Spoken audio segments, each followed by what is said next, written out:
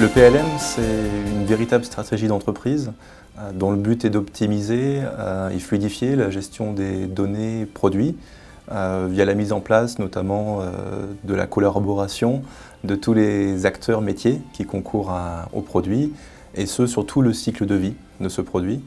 De ce fait, le champ d'application du PLM est très vaste et très varié.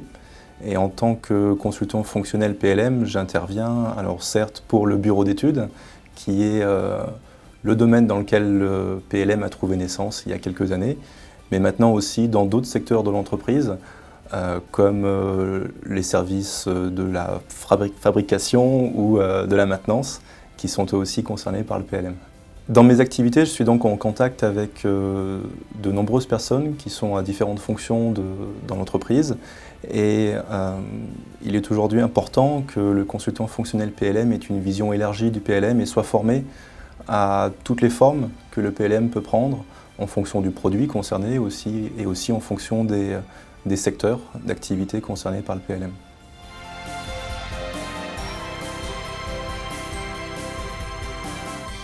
Depuis 2002 que je travaille dans ce domaine, dans le domaine du PLM, j'ai pu voir l'évolution du PLM qui était au début dédié aux grandes entreprises, aux grands industriels qui ont d'ailleurs donné naissance au PLM à ses débuts, vers le déploiement de projets PLM dans des entreprises plus petites qui ont elles aussi les mêmes défis à relever, les mêmes besoins d'optimisation dans leur processus de gestion produit et qui sont impactés également à tous les niveaux, au niveau de leur informatique, au niveau de leurs applicatifs et au niveau de leur processus métier.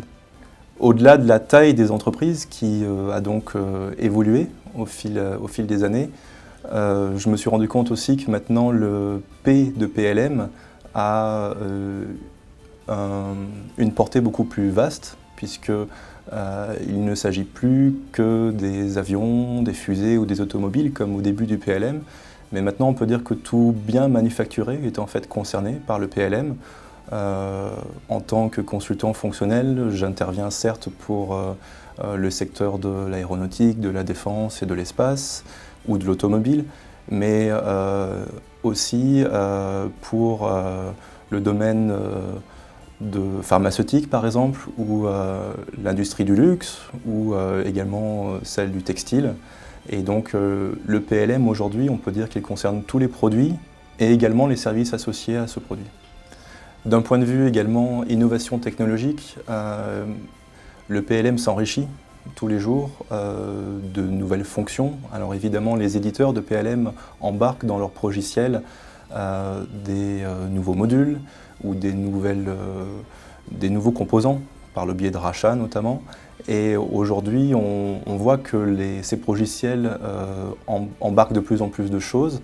Et le but étant de répondre aux nouvelles attentes, à la fois des entreprises vis-à-vis de leurs produits, mais aussi des ingénieurs qui travaillent sur ces produits. On pense par exemple aux réseaux sociaux, qui sont des choses qui se développent dans les entreprises et que les logiciels maintenant embarquent.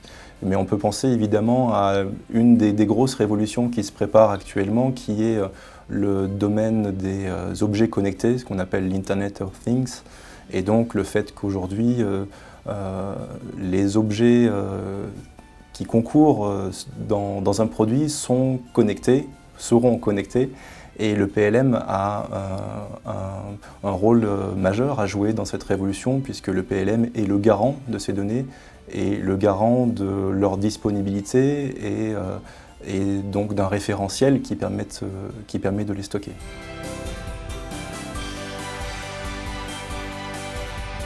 Le métier de consultant fonctionnel PLM est un métier qui a encore beaucoup d'avenir, comme je l'ai dit, le PLM évolue sans cesse, il s'étend à de plus en plus d'entreprises, il innove constamment et les challenges, les défis sont toujours nouveaux. Le but étant d'optimiser la gestion d'un produit, de gagner en qualité et donc effectivement de gagner sur les coûts et les délais. Et donc le PLM est une vraie stratégie qui a encore beaucoup d'avenir. Le métier de consultant fonctionnel PLM nous amène à travailler avec différents acteurs dans l'entreprise.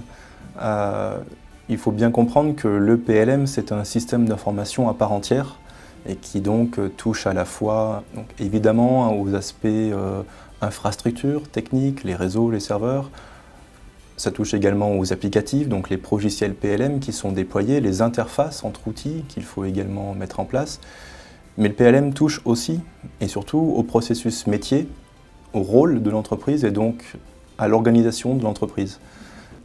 Chez un client, j'interviens donc en amont dans ce qu'on appelle l'analyse de la situation courante, comprendre quel est l'état du système d'information du client, comprendre quelles sont ses contraintes et réaliser ce qu'on appelle le recueil des exigences métiers, des exigences fonctionnelles.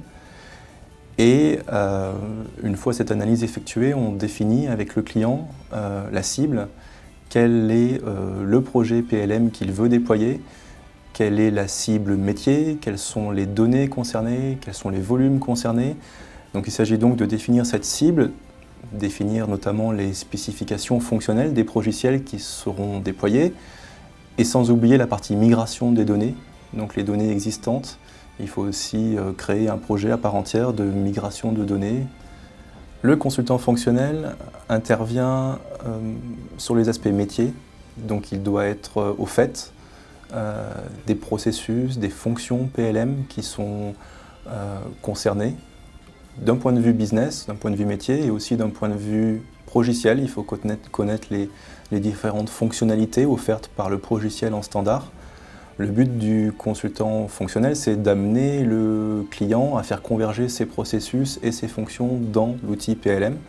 Donc c'est un rôle de conseil, mais c'est aussi un rôle de pilotage projet, puisque même dans les phases de définition, on peut être amené à réaliser des prototypes dans un progiciel, des prototypes itératifs qui sont dans ce cas implémentés par des développeurs, mais pilotés par le consultant fonctionnel. Et ensuite, le consultant fonctionnel est amené à réaliser des démonstrations auprès des utilisateurs clés pour affiner les besoins, affiner les solutions et les alternatives qui seront déployées dans le progiciel. Le consultant fonctionnel a donc une vision globale du projet. Il intervient très en amont, il suit le projet ensuite dans sa phase d'implémentation. Il est quelque part à ce moment-là le garant des fonctions et des exigences. Et il veille à ce qu'elles soient bien retranscrites dans le progiciel PLM. Et en aval, il a aussi un rôle auprès des utilisateurs pour faciliter l'appropriation, la conduite du changement, être certain que les utilisateurs utiliseront de manière efficace ce qui aura été implémenté dans le cadre du projet.